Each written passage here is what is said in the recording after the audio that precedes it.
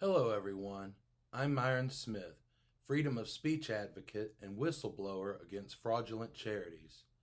In my latest video, I revealed the truth behind the attack on Dr. Seuss's entire library. Fraudulent charity organizations are extorting Dr. Seuss Enterprises. The Conscious Kid Library, hereby referred to as the CKL, gains its support by spreading fear through manipulative propaganda. They are using their power to pressure book publishers of educational literature by incriminating them with falsified and exaggerated reports. In addition, they create blanket statements using broad definitions that give them the ability to constrain anyone they wish, threatening everyone's freedom of speech and freedom to educate ourselves. We will prove that these organizations are deceiving their well-intentioned donors and that they are corresponding with hate groups. Even though their reports are incredibly deceptive, they are still regarded as credible. They are intentionally instilling fear into their followers as well as their opponents with no legal obligation to provide accurate information.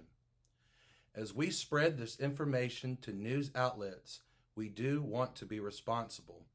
Let's do our best to minimize the use of the CKL's name, especially in headlines. Currently, they receive most of their money through extortion, with additional funds coming from donations and book sales. We do not wish to give free publicity to the organization. Instead, we use the name only to inform viewers so that we can casually warn our friends who are followers of this group. I'm not sure if the CKL is aware of this movement to expose them, but we don't want to alert them of our plan until this movement goes viral. The CKL currently has support from Nickelodeon. As part of the Teach the Sneetch movement, we also need to encourage Nickelodeon to disassociate from the CKL and support them in that decision. We will also see in a future video why they have Nickelodeon under pressure. We must not forget that the CKL is targeting Dr. Seuss's entire library, even specifically condemning his books that teach acceptance, like Horton Hears a Who and The Sneetches, claiming that these two books promote white supremacy. They have also targeted the iconic character, the Cat in the Hat, accusing him of promoting anti-blackness. If you haven't watched the Declaration of Intent for the Teach the Sneetch movement, I suggest doing so.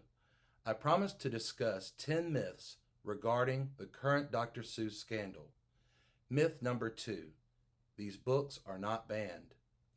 The 6 continued titles instantly became unavailable on Amazon and at Barnes & Noble. That left eBay as the only other option. Copies were selling for hundreds of dollars. For most of us, paying hundreds of dollars for a Dr. Seuss book is not an option. The next day, an eBay spokeswoman told the Wall Street Journal that they are currently sweeping their marketplace to remove these items. eBay has even stopped the sales on orders already placed, stating it is due to their offensive material policy, refunding the seller's fees. I'd be pretty disappointed if I thought I had $500 coming my way and then found out that my sale was canceled. I even have evidence of the listing removals in my own purchase history. I don't feel bad for this seller though. They tricked me into paying $10.99 for a PDF when I thought I was purchasing the book. I tried asking for my money back, but I guess everything took care of itself since all sales were refunded. Also, the books have already been taken off the shelf at Universal Orlando. In addition, they are determining a course of action for Seuss Landing. One section of the kids' play area is called If I Ran the Zoo. The park also has a Mulberry Street store gift shop. With no copies available on Barnes & Noble, Amazon, or eBay, that's only leaving libraries to turn to. Some libraries are currently assessing what to do with their collection of Dr. Seuss books. Some of them will take his books off the shelves, either by choice or by pressure. Right now, the public is completely blind to what is happening. The Teach the Sneetch movement has a long way to go. The CKL's Instagram post that was made on February 21st, nearly 1 week before Dr. Seuss's birthday, features triggering images of the Cat in the Hat next to someone in blackface. This post has over 100,000 reactions and over 6,000 comments. This is going to be a long, hard battle, but we must expose the CKL in addition to their ally, Learning for Justice, another cleverly disguised scam operation. They are both fraudulent charities that are deceiving their well-intentioned donors, in addition to the people who are purchasing their books. This group does not exist to promote equality as their mission statement indicates, but rather it operates as what has been called a money-grabbing slander machine. I want to make clear that I also believe in equality, but these groups are operating against everyone's best interests, existing only to serve themselves and fill the world with fear and hate. They do this because hate is a profitable industry. For the most part, the CKL appears to be operating legally.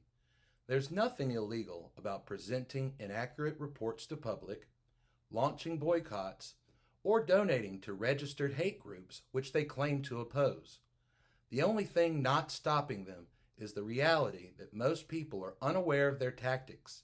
If everyone can stand together, we can save Dr. Seuss's literature and expose these fraudulent charities. If Dr. Seuss Enterprises gains confidence that they can maintain public support, they may be able to fight back against these charities. When they do, we will have provided them with enough information to give them a solid argument in court. Public opinion of the company is key in this issue, as the company wants your children to still be able to enjoy Dr. Seuss without the harsh stigmas the company is placing on his characters, most notably the Cat in the Hat. If anyone is available to do additional research, I can make some suggestions on what would be currently helpful. More information is on the way, but until then, do everything you can to spread the word. As far as I know, I'm the first person to break this story. We need people of all skin colors to speak out.